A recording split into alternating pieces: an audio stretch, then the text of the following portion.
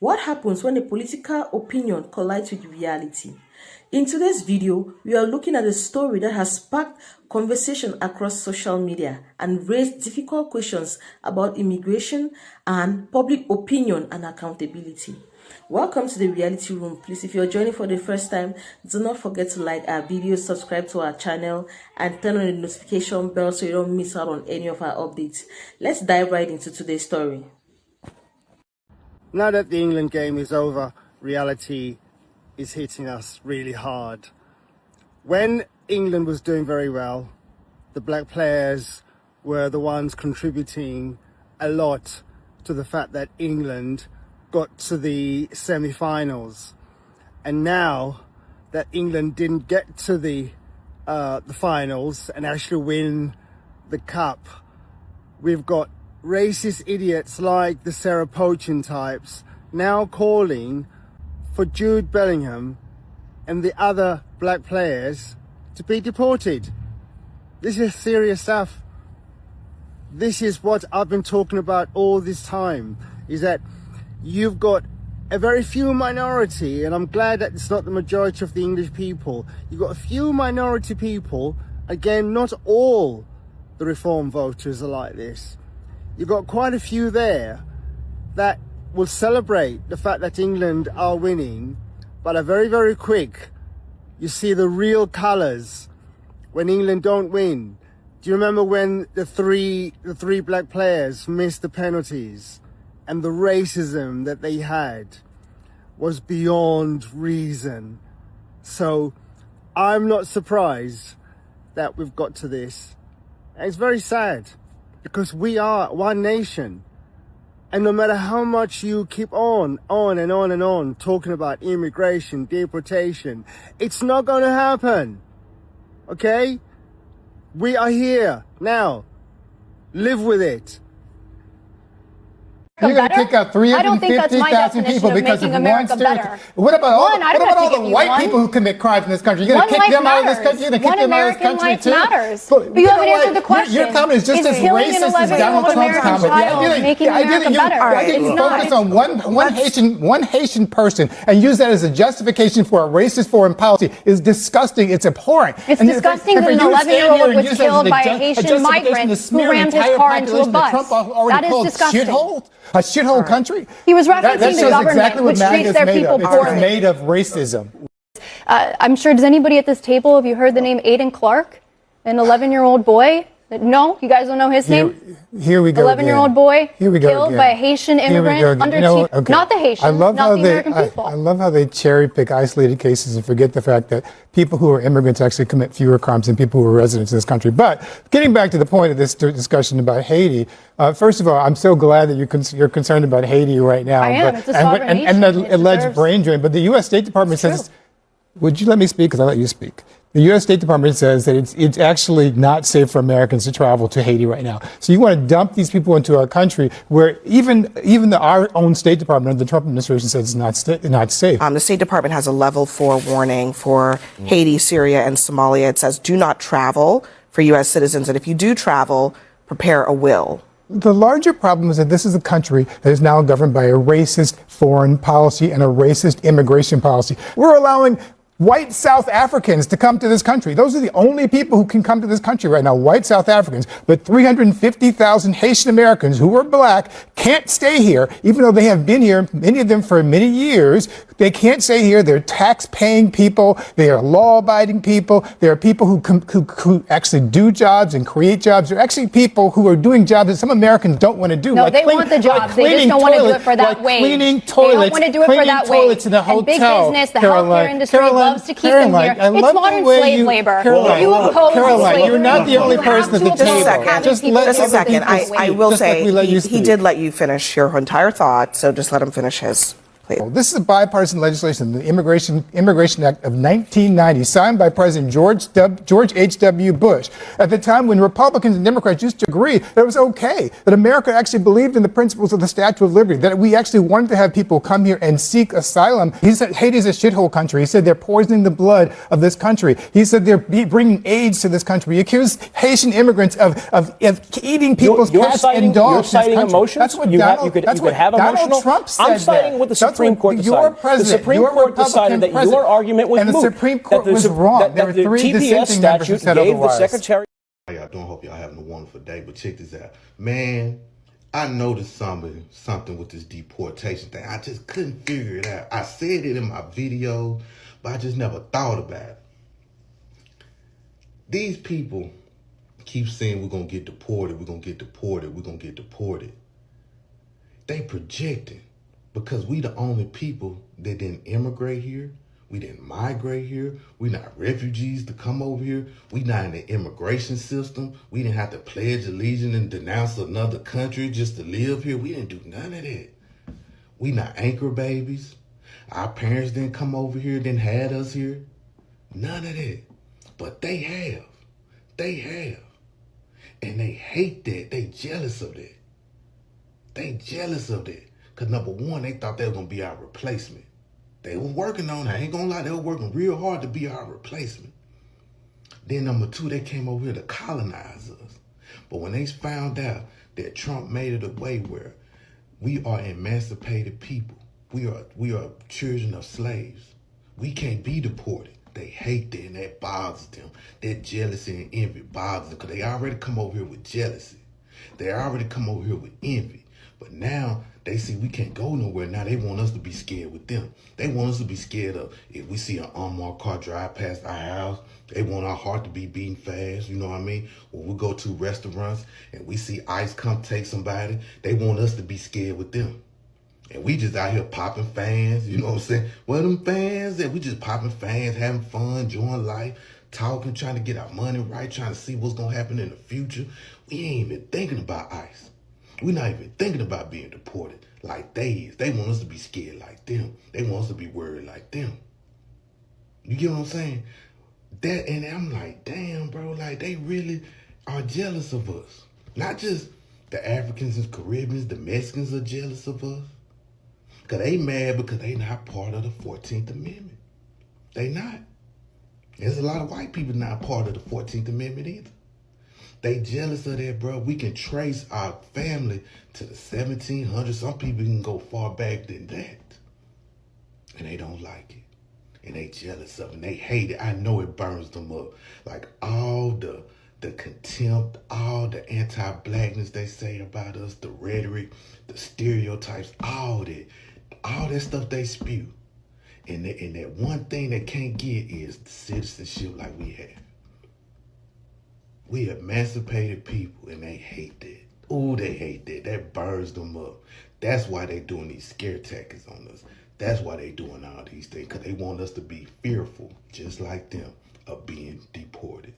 One, you touched upon the border and security. Part of securing our border is dealing with the people that are in this country unlawfully, many of whom do not want to go back to the country that they originally came from for a variety of reasons. Either we can't send them there or some judge ties us up. And one of the key things we have achieved is now 20 countries have signed third country national agreements, meaning these are safe countries where individuals who refuse to go back to their country of origin can be sent to that country instead. We've gotten 20 countries now around the world who have signed agreements that allow us to deport people to those places. What often happens when you go to the person who's here unlawfully and say, we're going to send you to this third country, is all of a sudden they decide they'd rather go back to their home country instead. So it gives the ability to enforce our laws, and we work very closely with the Department of Homeland Security on that front. Recently, an individual's outspoken support for deportation has attracted widespread reactions online. But as the story unfolds, events took an unexpected turn, prompting many people to reconsider how complex this issue can be. Others believed the unexpected outcome highlighted the importance of thinking carefully about how broad policies can affect people in ways we may not anticipate. This story simply tells us how public opinion can shift when personal experiences enter the picture. It's often easier to support an idea in the abstract than to confront its real impact. They involve questions of law, economics, national security, and human lives all at the same time. Rather than reducing the discussion to slogans, stories like this encourage us to ask deeper questions. What makes immigration policies effective? How can a country enforce its laws while treating people fairly? And how should governments balance security, economic needs, and humanitarian concerns? These are difficult questions with no simple answer, which is why respectful discussion is so important. So Haitian people are the only Black Americans, the original Black Americans of the United States. Well, according to this white man's paperwork, Trump administration is ending legal protection for over 500,000 Haitians. That's 500,000 Haitians that he's ending legal protection for. In this article, it states that it's safe. Hades is safe for Haitians to return now. I don't see where the confusion is at. Why would you guys identify as Black Americans where this white man's paperwork in black and white states that Haitians are from Hades? I seen a video recently, another Haitian person identified as a Puerto Rican, that he's from Puerto Rico. So I don't know what's going on in the Haitian community, but according to the white man's paperwork, they're deporting over 500,000 Haitians and that Hades is safe to return now. I hope Haitians return the same love to Americans that we showed to y'all. Free housing, benefits. I hope you return that same love if we ever visit your island. A naturally born U.S. citizen living in Massachusetts, a woman that was born in Newton, Massachusetts, has lived in the United States her entire life. She has never at any point been a resident or citizen of any foreign country.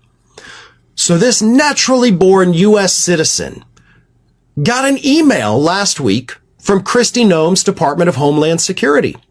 And the letter said, "It is time for you to leave the United States.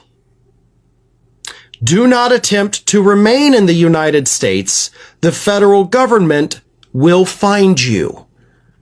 And it told her, this naturally born citizen, that she had 7 days to self-deport, or they were going to come and get her, detain her, send her back. A woman who would only be sent back to where? Newton, Massachusetts? Now, what makes this story better is that this individual is not just some regular woman. You know, she's not just some person working a regular 9 to 5. She happens to be an immigration lawyer. So she knew, okay, I have nothing to worry about. This is my area of expertise. I went to school for this. I practiced this. You know, y'all want to come for me. It's not going to end well for you. But she also says that she firmly believes this letter was sent to her by mistake. I'm not so sure about that.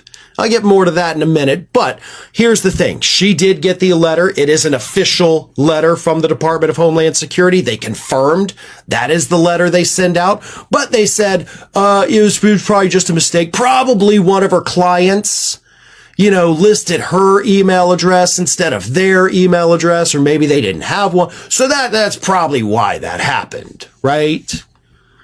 In order for that to be true, you have to assume that out of all her clients, only one of them would do that? That seems weird.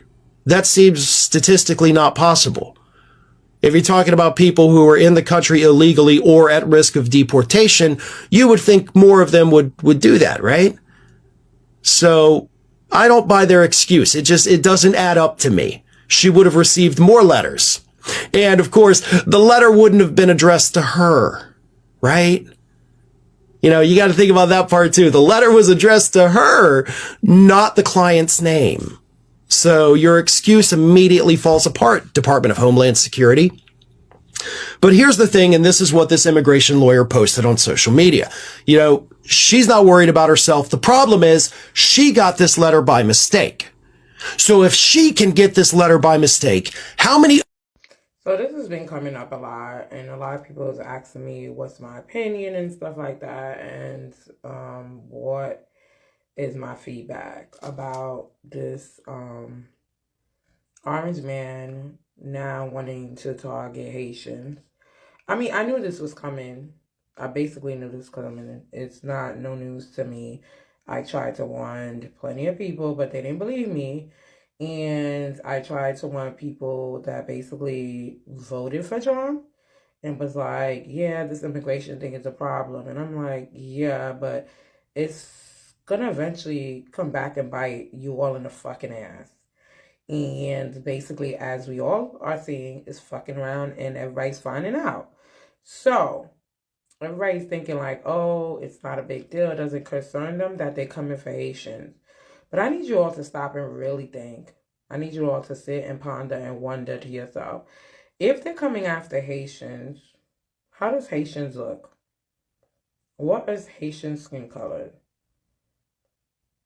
Oh, last time I checked, Haitians are black.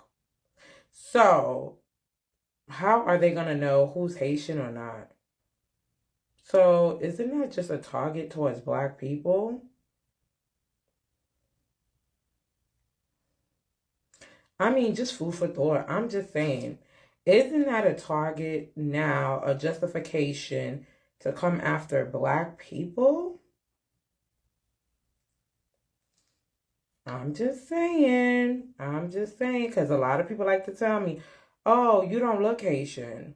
Oh, I didn't know you were Haitian. Like, and I always say, how does Haitians look? I mean, sometimes you could tell a Haitian, but you can't tell all freaking Haitians. I was born here, right here in the United States, Brooklyn, New York, baby. So at the end of the day, can you really identify how all Haitians look? Hell to the mother-loving, hell to the stupid no. Okay, you cannot. Because we have come in all different color, shape, sizes, different hair texture. Okay, so when you think you just coming after so-called Haitians that's only black, no, that's a lie, because we are a well-blended, okay, blended culture. So Haitians are not only black, but the message here is all blacks needs to take notice, because they could be picking up anybody and claiming they're Haitians, and they could be black, and they could be straight up American, they could be Jamaican, they could be... He caused the inflation, and it's killing black families and Hispanic families and just about everybody. It's killing people. They can't buy groceries anymore. They can't. You look at the cost of food where it's doubled and tripled and quadrupled. They can't live. They're not living anymore. He caused this inflation. I gave him a country with essentially no inflation. It was perfect. It was so good. All he had to do is leave it alone. He destroyed it with his Green New scam and all this money that's being thrown out the window. He caused inflation. As sure as you're sitting there, the fact is that his big kill on the black people is the millions of people that he's allowed to come in through the border. They're taking black jobs now, and it could be 18, it could be 19, and even 20 million people. They're taking black jobs, and they're taking Hispanic jobs, and you haven't seen it yet, but you're going to see something that's going to be the worst in our history. Thank you. President Biden? There was no inflation when I became president. You know why? The economy was flat on its back. 15% unemployment. He decimated the economy, absolutely decimated the economy. That's why there was no inflation at the time. There were no jobs. We provided thousands of millions of jobs for individuals who are in all communities, including minority communities. We made sure that they have health insurance.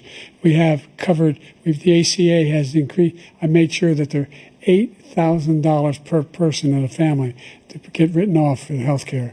But this guy wants to eliminate that. They tried 50 times. He wants to get rid of the ACA again, and they're going to try again if they win. You find ourselves in a position where the idea that we're not doing anything, We put more police on the street than any administration has. He wants to cut the cops. We're providing for equity and making sure people have a shot to make it.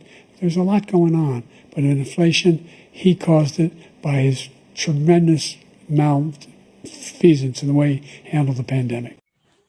What do you think? Did this story change the way you see immigration debate, or did it reinforce your existing views? Drop your thoughts in the comment section. Please do not forget to like our video, subscribe to our channel, and click on the notification bell so you don't miss out on any of our updates. See you in my next video. Bye.